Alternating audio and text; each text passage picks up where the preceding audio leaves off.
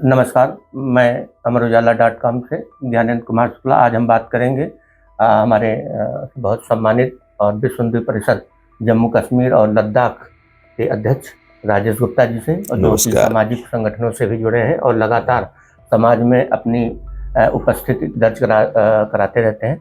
और आज हम इनके पास आए हैं बहुत ही विशेष और गर्म मुद्दे को लेकर। श्री माता वैष्णो देवी मेडिकल कॉलेज में सीटों के बंटवारे को लेकर जो 2-3 दिन से लगातार हलचल है और उस पर लगातार सामाजिक संगठन और सनातन धर्म सभा बात कर रही है। तो आज हम उनसे बात करेंगे कि वो इस पूरे मुद्दे को लेकर किस तरह से अपना समाज के सामने रखना चाहते हैं और इसको लेकर उनकी क्या राय है। तो राजेश जी, आपका बहुत स्वागत है अमर उजाला.com पे।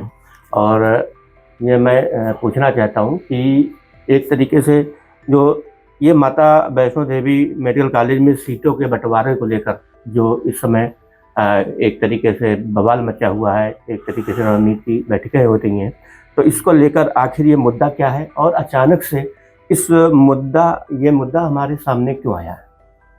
देखिए, बड़ा सिंपल सी बात है कि हिंदू श्रद्धालु जब दान देते हैं तो इस आशय के साथ वो दान दे रहे हैं कि वो हिंदुत्व के उत्थान के लिए उस पैसे का इस्तेमाल किया जाए।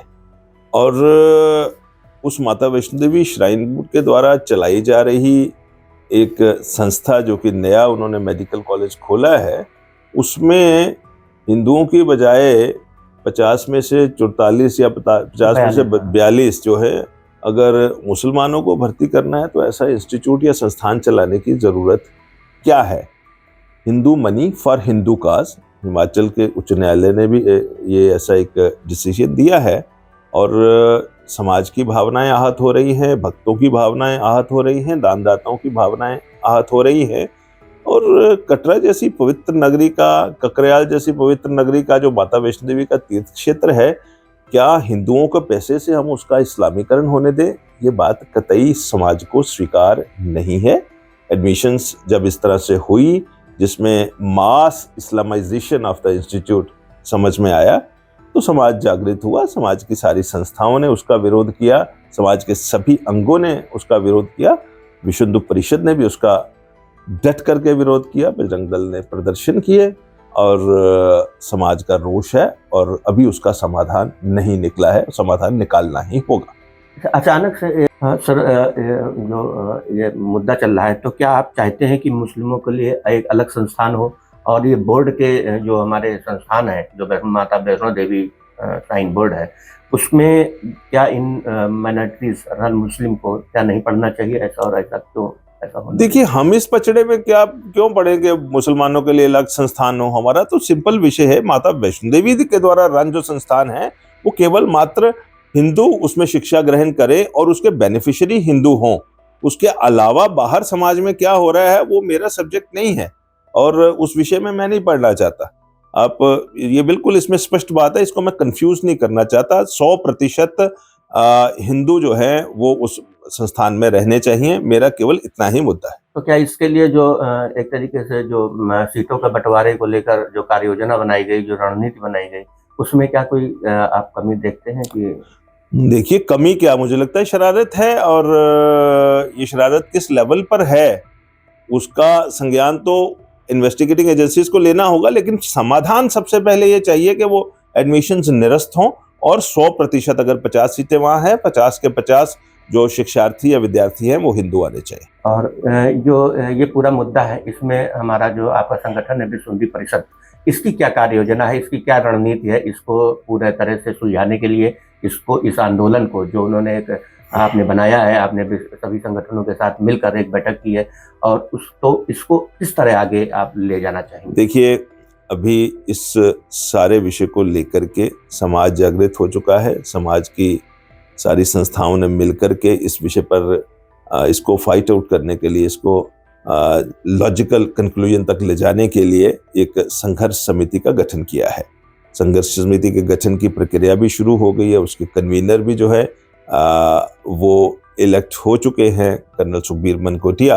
और मुझे ऐसे लगता है कि आगे की कार्य योजना क्या हो क्या नहीं, उसके लिए मैं अधिकृत नहीं हूं, लेकिन मैं उस संघर्ष समिति का एक हिस्सा हूं, और संघर्ष समिति को अपने तौर पर इस कार्य योजना का ऐलान करने दीजिए। हाँ, तो सर अगला प्रश्न है कि जो हम सनातन धर्म सभा है, इसको लेकर जो बैठक हुई, क्या हम ये मान लें कि हम आप जो है विश्व हिंदू परिषद और अन्य संगठन क्या एक नए आंदोलन की राह पर निकल पड़े हैं इस मुद्दे को? देखिए, जब तक इस मुद्दे का लॉजिकल कंक्लूजन नहीं होता और हम फील्ड में हैं और हमें उस विषय पर बात करनी भी है और जिस तरह का संघर्ष करना पड़ेगा हम करेंगे। अब क्योंकि ये एक समूह रूप से संघर्ष होने जा रहा है और संघर्ष समिति इस सारी चीज को देखने वाली है और जो सामूहिक रणनीति बनेगी हम उस रणनीति का हिस्सा रहने वाले हैं। और इतना मुझे मालूम है कि डोगरा उठ खड़ा हुआ है, समाज उठ खड़ा हुआ है और इस विषय का जो समाधान है वो निकलेगा ही। और ये जो लोगों की भावना है कि Hindu money for Hindu cause और हम माता वैष्णो देवी के तीर्थ क्षेत्र को किसी ढंग से धार्मिक रूप से पोल्यूटेड नहीं होने देंगे, इस पर ये समाधान जल्दी ही निकलेगा और समाज उठ खड़ा हुआ है।